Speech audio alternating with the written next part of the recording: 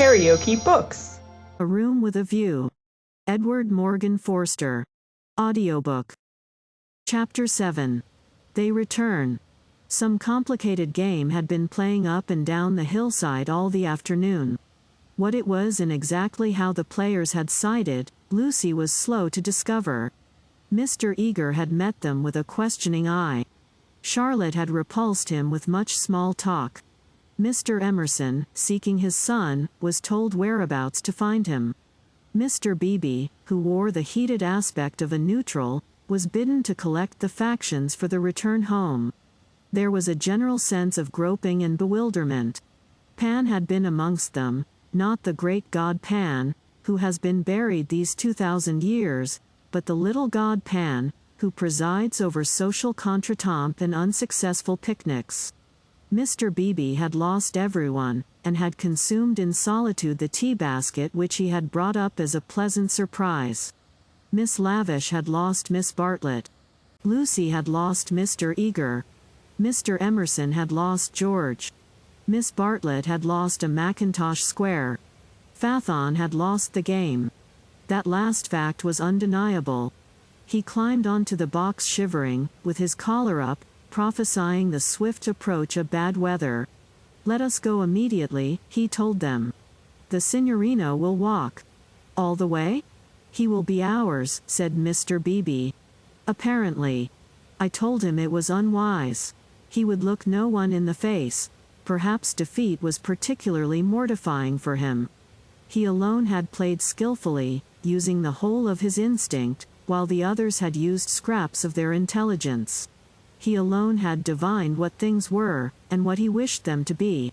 He alone had interpreted the message that Lucy had received 5 days before from the lips of a dying man.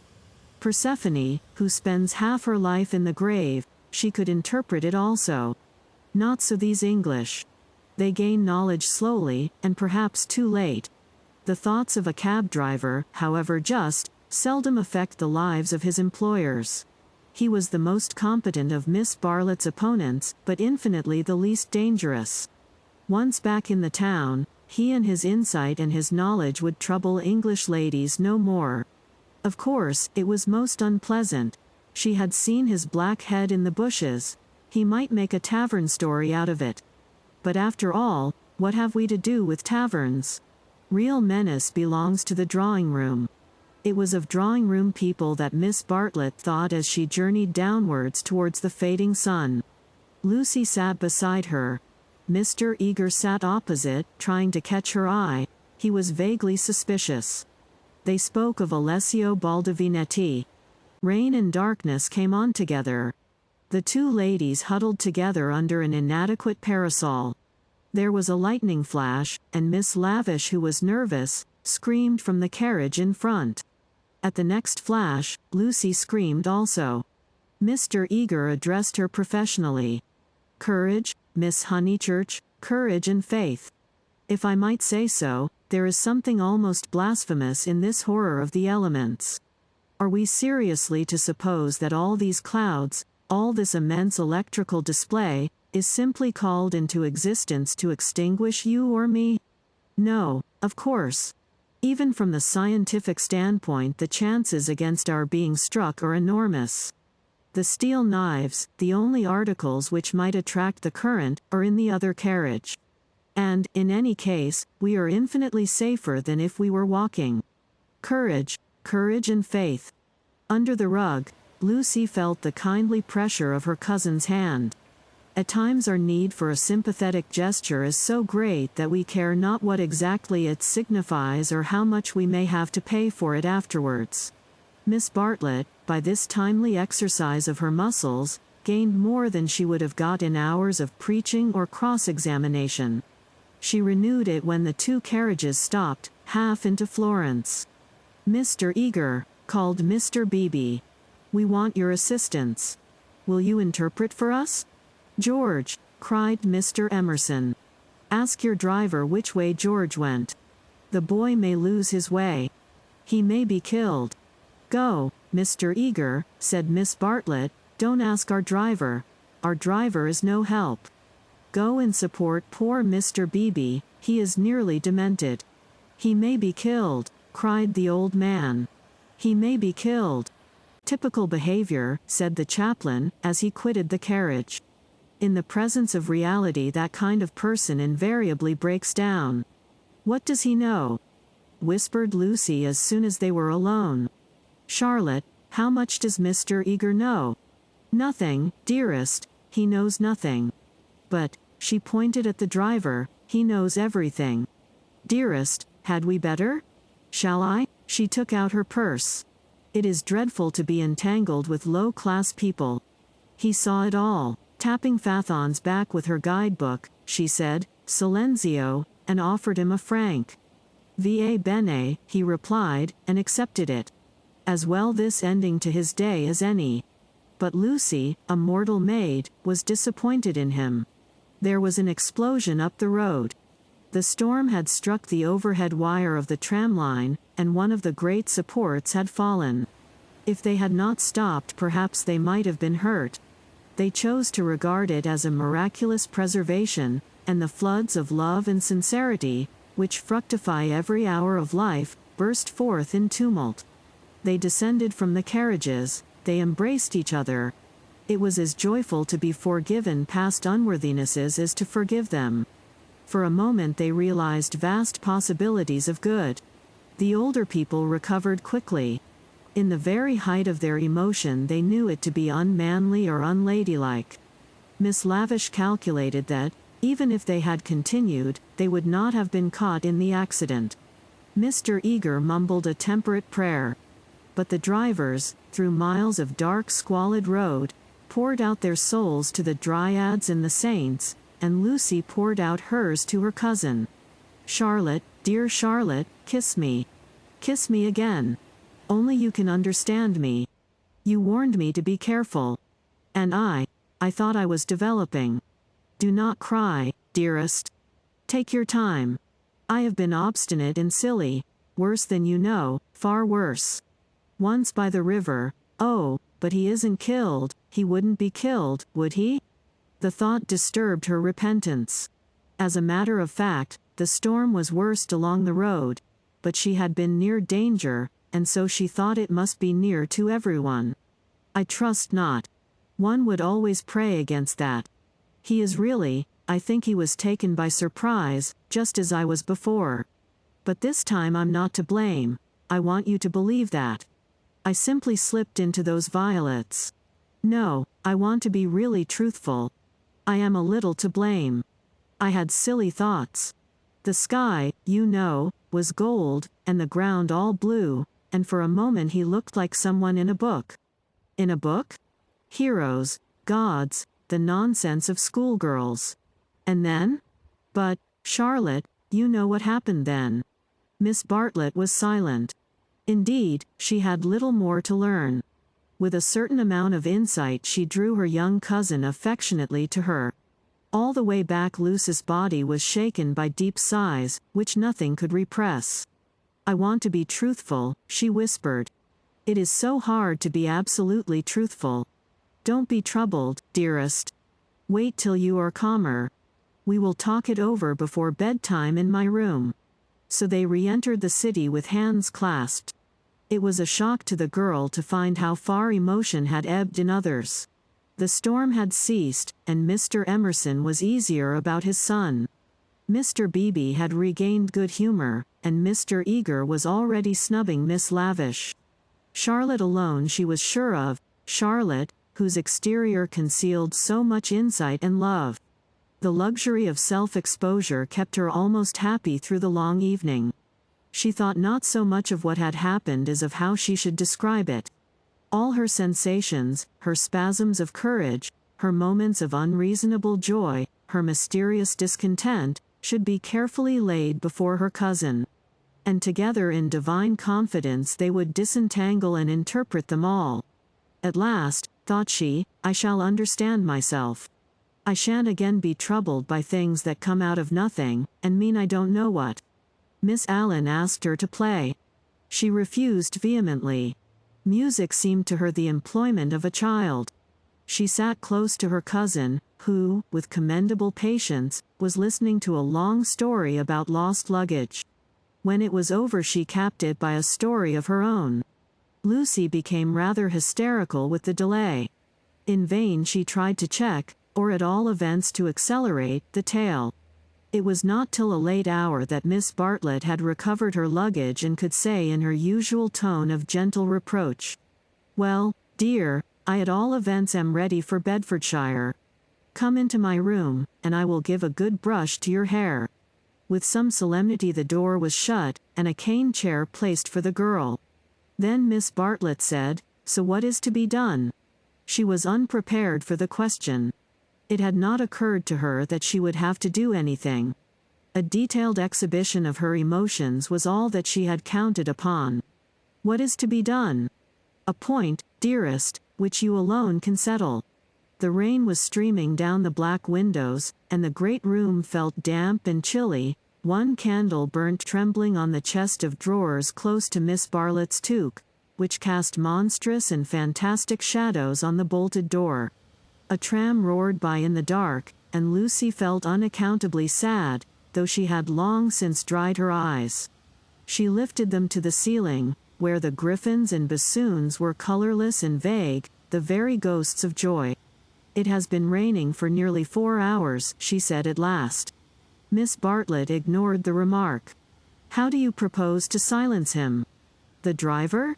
"My dear girl, no, Mr. George Emerson." Lucy began to pace up and down the room. "I don't understand," she said at last. She understood very well, but she no longer wished to be absolutely truthful. "How are you going to stop him talking about it?" "I have a feeling that talk is a thing he will never do. I, too, intend to judge him charitably. But unfortunately I have met the type before. They seldom keep their exploits to themselves." "Exploits?" cried Lucy, wincing under the horrible plural. "My poor dear, did you suppose that this was his first? Come here and listen to me. I am only gathering it from his own remarks. Do you remember that day at lunch when he argued with Miss Allen that liking one person is an extra reason for liking another?" "Yes," said Lucy, whom at the time the argument had pleased. "Well, I am no prude. There is no need to call him a wicked young man, but obviously he is thoroughly unrefined. Let us put it down to his deplorable antecedents in education, if you wish. But we are no farther on with our question. What do you propose to do?" An idea rushed across Lucy's brain, which, had she thought of it sooner and made it part of her, might have proved victorious. "I propose to speak to him," said she. Miss Bartlett uttered a cry of genuine alarm. "You see, Charlotte, your kindness, I shall never forget it. But, as you said, it is my affair. Mine and his. And you are going to implore him, to beg him to keep silence?" "Certainly not. There would be no difficulty. Whatever you ask him he answers, yes or no, then it is over. I have been frightened of him. But now I am not one little bit. But we fear him for you, dear.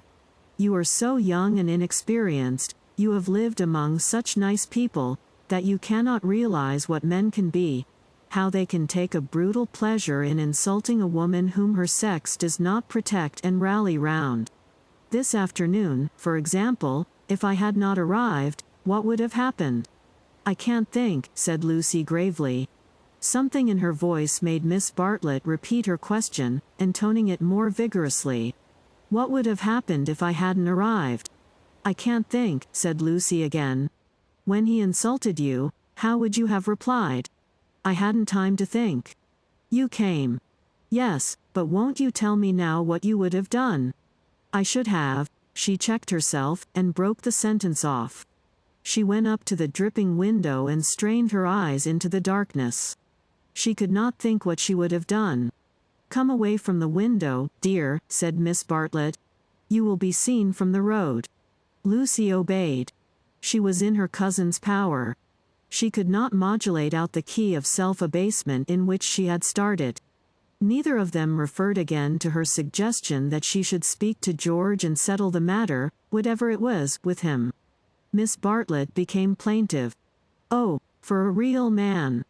We are only 2 women, you and I. Mr. Beebe is hopeless. There is Mr. Eager, but you do not trust him. Oh, for your brother. He is young, but I know that his sister's insult would rouse in him a very lion. Thank God, chivalry is not yet dead. There are still left some men who can reverence woman.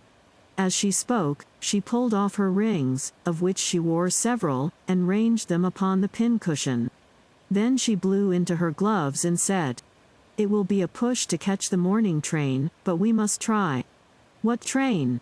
"The train to Rome." She looked at her gloves critically. The girl received the announcement as easily as it had been given. "When does the train to Rome go?" "At 8. Signora Bertolini would be upset." "We must face that," said Miss Bartlett, not liking to say that she had given notice already. "She will make us pay for a whole week's pension." "I expect she will.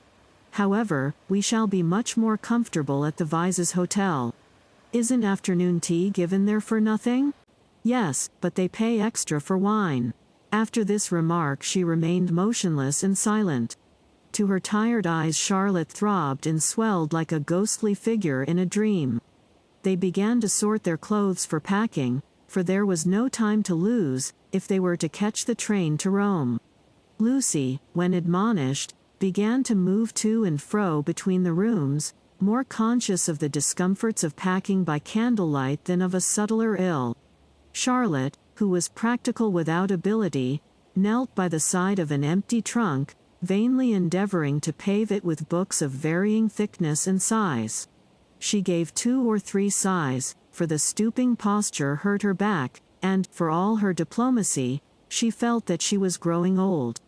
The girl heard her as she entered the room, and was seized with one of those emotional impulses to which she could never attribute a cause. She only felt that the candle would burn better, the packing go easier, the world be happier, if she could give and receive some human love. The impulse had come before today, but never so strongly. She knelt down by her cousin's side and took her in her arms. Miss Bartlett returned the embrace with tenderness and warmth. But she was not a stupid woman, and she knew perfectly well that Lucy did not love her, but needed her to love.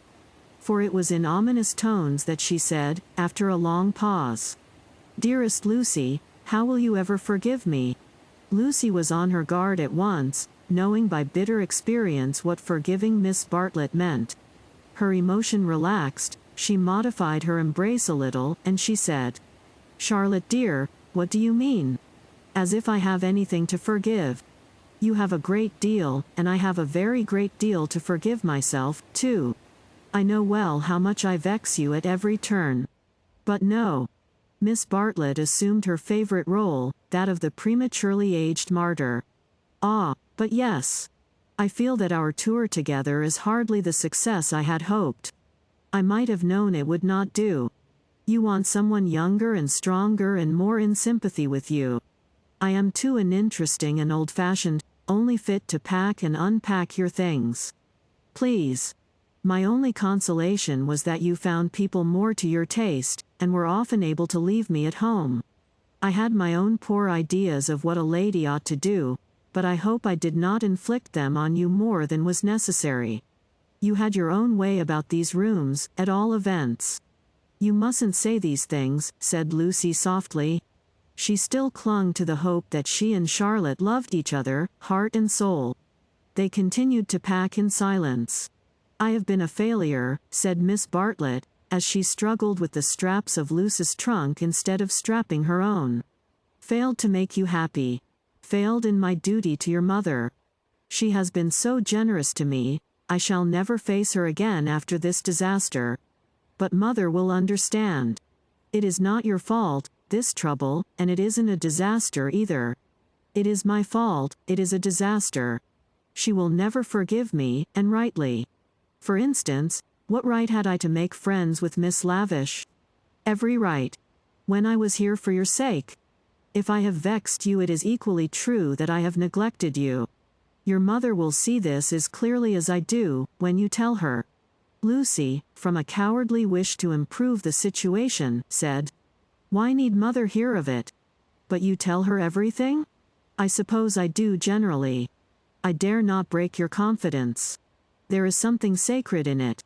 Unless you feel that it is a thing you could not tell her. The girl would not be degraded to this. Naturally, I should have told her. But in case she should blame you in any way, I promise I will not. I am very willing not to. I will never speak of it either to her or to anyone. Her promise brought the long-drawn interview to a sudden close. Miss Bartlett pecked her smartly on both cheeks, wished her good night, and sent her to her own room. For a moment the original trouble was in the background. George would seem to have behaved like a cad throughout. Perhaps that was the view which one would take eventually. At present she neither acquitted nor condemned him. She did not pass judgment. At the moment when she was about to judge him, her cousin's voice had intervened, and, ever since, it was Miss Bartlett who had dominated. Miss Bartlett who, even now, could be heard sighing into a crack in the partition wall.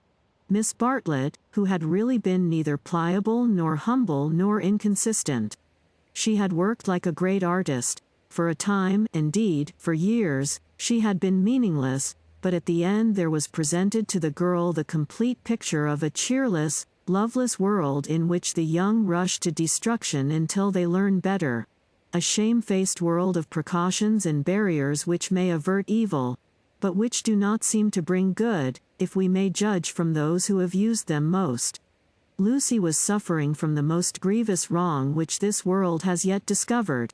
Diplomatic advantage had been taken of her sincerity, of her craving for sympathy and love. Such a wrong is not easily forgotten. Never again did she expose herself without due consideration and precaution against rebuff. And such a wrong may react disastrously upon the soul. The door-bell rang, and she started to the shutters. Before she reached them she hesitated, turned, and blew out the candle. Thus it was that, though she saw someone standing in the wet below, he, though he looked up, did not see her. To reach his room he had to go by hers. She was still dressed. It struck her that she might slip into the passage and just say that she would be gone before he was up, and that their extraordinary intercourse was over. Whether she would have dared to do this was never proved. At the critical moment Miss Bartlett opened her own door, and her voice said, "I wish one word with you in the drawing-room, Mr. Emerson, please."